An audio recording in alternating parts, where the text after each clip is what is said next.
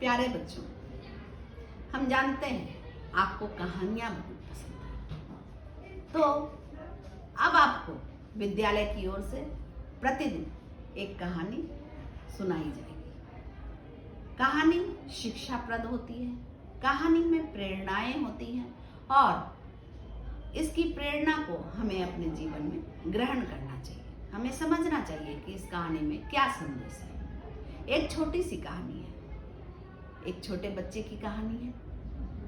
इसमें बताया गया है कि एक बार शिव और पार्वती भ्रमण कर रहे थे। घूमते घूमते उन्होंने देखा कि एक तालाब में बहुत सारे बच्चे तैर रहे हैं और चहलकदमी कर रहे हैं। सभी एक दूसरे पर पानी उछाल रहे हैं, खेल रहे हैं, मस्ती कर रहे हैं।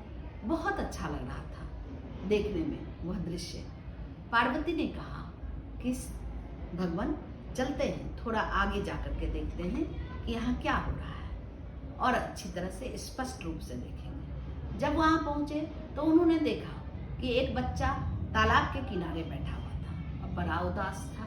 वह उन बच्चों को देखता था और उसकी आंखों में आंसू भर रहे थे। तो पार्वती जी ने शिव जी से कहा कि भगवान ऐसा क्यों है? तो उन्होंने कहा चलो और आगे चल करके देखते हैं। आगे चल करके देखा कि उस बच्चे के दोनों हाथ नहीं थे। पार्वती जी को बहुत दया आई, करुणा उमड़ी, ममता उमड़ी और उन्होंने भगवान शिव से कहा कि देखिए यह बच्चा जो है दोनों हाथ इसके नहीं है, इसलिए यह तैर नहीं पा रहा है, लेकिन इसे भी तो अधिकार है खुशी लेने का।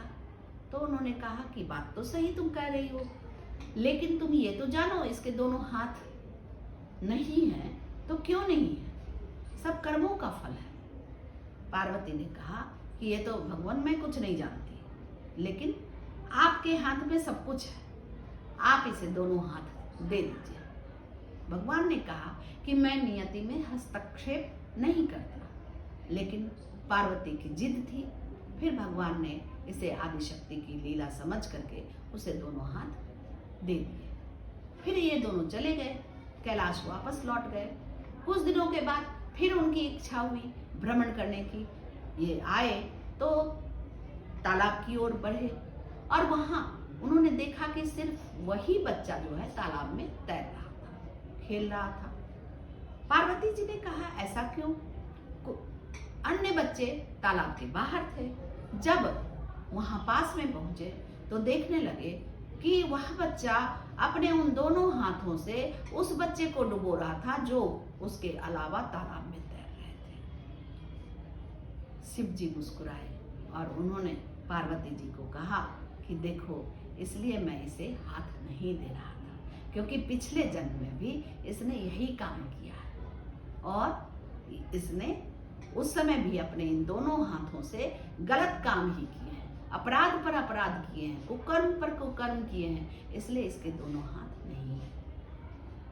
अब पार्वती जी को समझ में बात आई और उसके बाद उन्होंने ये कहा शिव से कि हाँ भगवान आप सही कह रहे हैं। तो बच्चों, इस कहानी से आपको क्या शिक्षा मिली यह कमेंट बॉक्स में जरूर डालिएगा। धन्यवाद।